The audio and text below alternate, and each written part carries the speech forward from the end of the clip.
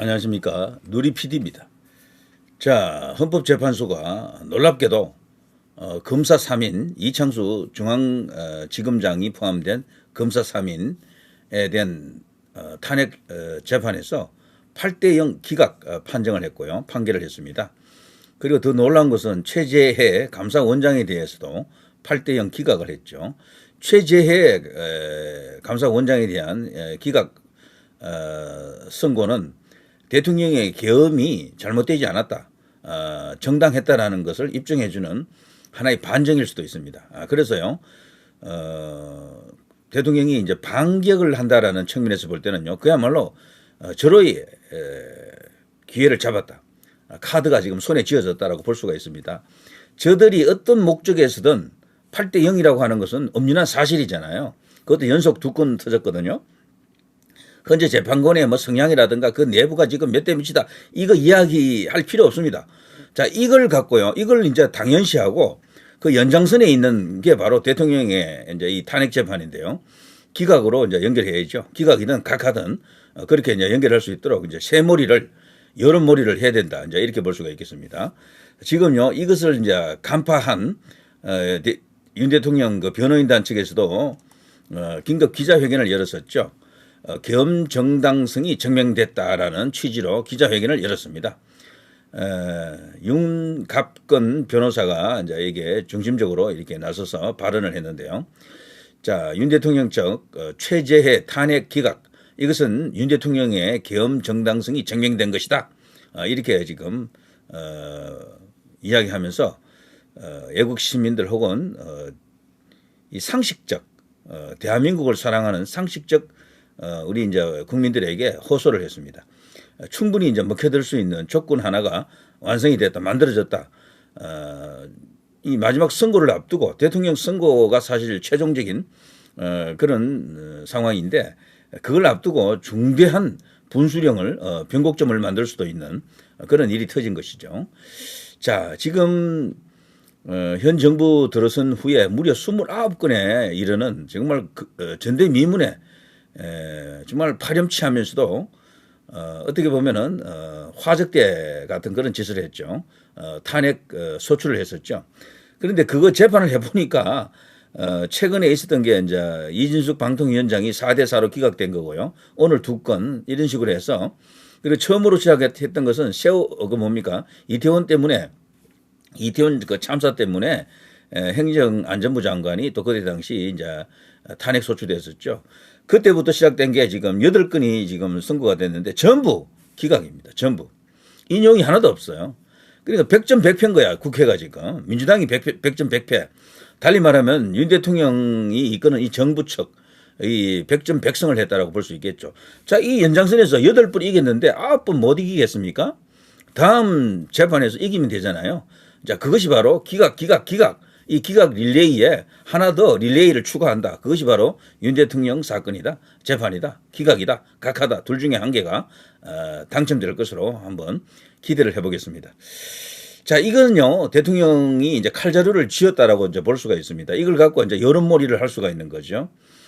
헌재 안에서도 올곧은 헌재 재판관들이 있다라는 것을 또 이렇게 우리가 인정해 줄 수도 있고, 그리고 헌재도요, 원래 예상했던 것보다는 일방적으로 좌편향된 그런 어떤 분위기가 있었지만 그동안 많이 계몽되었다라는 것을 어느 정도 또 우리가 또 알 수가 있습니다. 왜냐하면 이 보면 딱 나오잖아요. 옛날 박근혜 대통령 때하고 이 비교가 될 수밖에 없는데 너무도 다르다라는 거죠. 너무도. 지금 가장 다른 게 언론의 보도 태도만 보더라도요, 박근혜 대통령 때는 100대0에 가까웠고요. 지금은 그건 아니에요. 한 70대 30은 되지 않습니까? 그래도 대통령에 대한 어떤 그 우호적인 여론이랄까, 언론도 많습니다. 특히나 유튜브가 또 활성화되어 있고, 박근혜 대통령 때는 유튜브가 거의 없다시피 했었죠. 이것도 큰 차이고요. 그래서 또 애국 집회, 거대한 광장에 나가 있는 우리 애국 시민들, 자유 우파들이 목소리를 정말 있는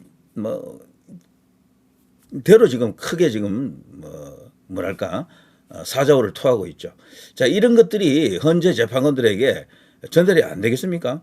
거기다가요, 국민의힘도 예전과는 달리 최근에 와서는 대통령 쪽으로 지금 돌아온 국회의원들이 굉장히 많습니다.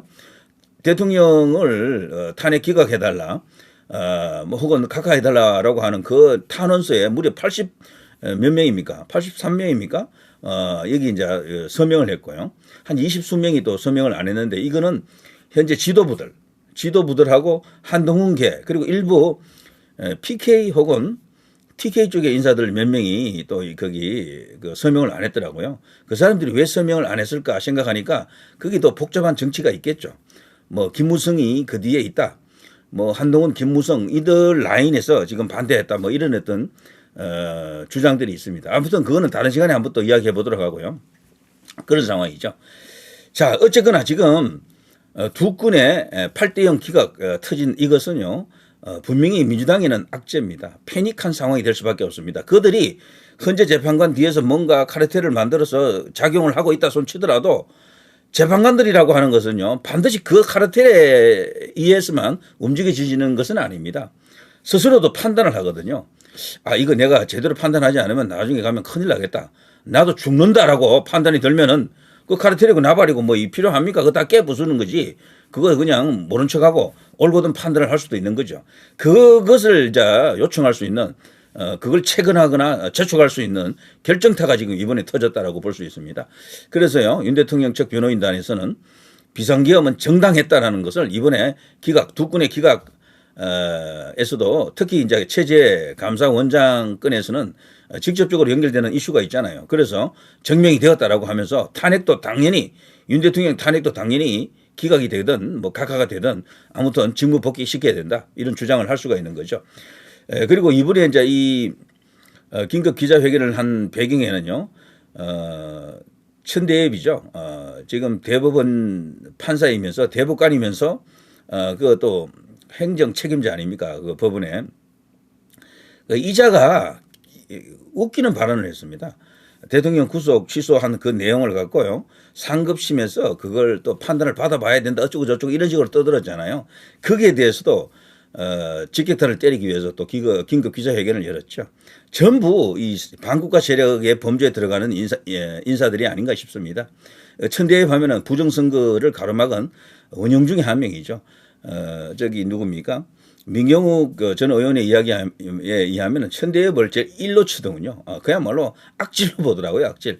천대엽, 노태악, 뭐 또 그 밖에 몇 명 있죠. 여자 대법관도 그렇고요.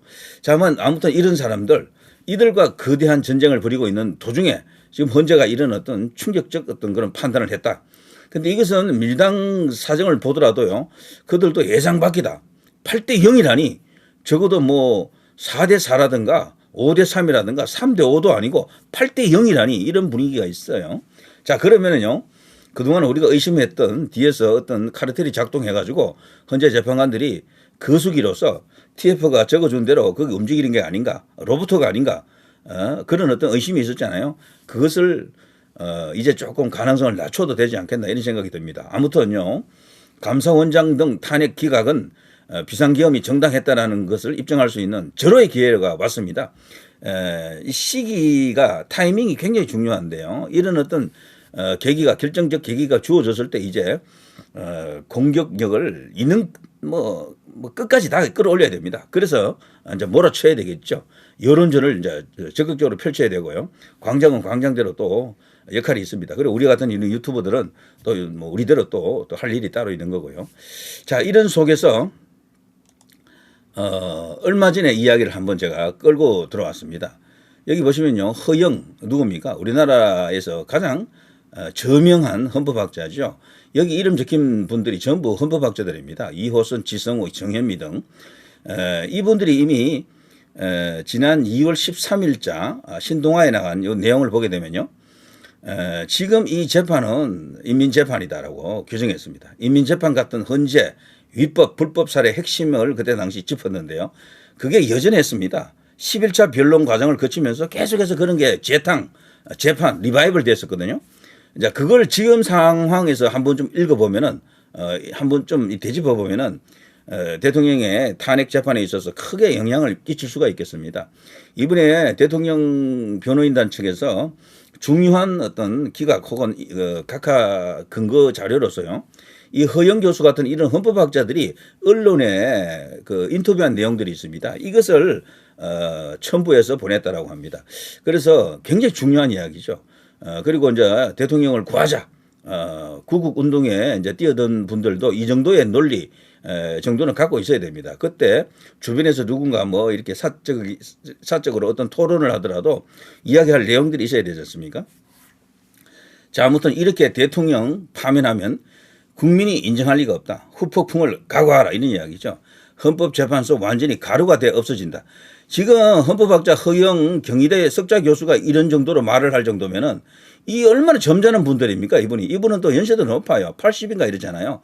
팔순의 노 학자가 이런 말을 할 정도입니다. 헌법재판소 완전히 니들 이렇게 인민재판을 하게 되면 가루가 돼 없어진다. 와, 이때 핵심 그 10가지를 제가 한번 찾아봤는데요. 이러네요. 1. 답변 기한 보장 없이 수신 간주로 공판 기일 위법하게 잡았다. 시작부터 잘못됐다라는 거죠. 그래서 요즘 각하설을 주장하는 이유는 이런 형식적 절차가 잘못됐다라는 거죠. 일단. 그리고 2번. 대통령 측 협의 없이 무작정 변론 기일을 지정했습니다. 일방적이었어요. 그때는 완전히 끝났다 분위기였어요. 니들 그냥 따라와. 대통령이고 나발이고 필요 없어. 우리 그냥 하자는 대로 따라와. 이런 식이었다고요. 이게 이제 뒤집어진 겁니다. 분위기가 그렇게 바뀌었다라는 거죠. 세 번째, 수사 중인 내란죄 사건 수사 기록을 수용했죠. 이것은 헌법재판소법 32조 단서를 위반했다라고 합니다. 헌법학자들이 이렇게 주장하면 맞는 거예요. 그러면은. 그리고 탄핵안 핵심 내란죄 철회 이것을 수용했잖아요. 이게 말이 안 되는 겁니다. 짜고 치는 거지. 그러니까 민주당하고 짜고 친 것이나 마찬가지다. 그래서 이것은 사기 탄핵이다라는 것을 스스로 드러냈다라는 것을 이들이 지적했습니다. 그게 네 번째고요. 다섯 번째, 대통령 정인신문 참여 권리 보장을 하지 않았습니다. 이것은 방어권 침해라고 하는 중대한 헌법적 문제가 발생합니다. 그리고 여섯 번째, 거짓 논란 증거를 채택했습니다. 형사소송법 321조 위반했을 가능성이 크다라고 하네요.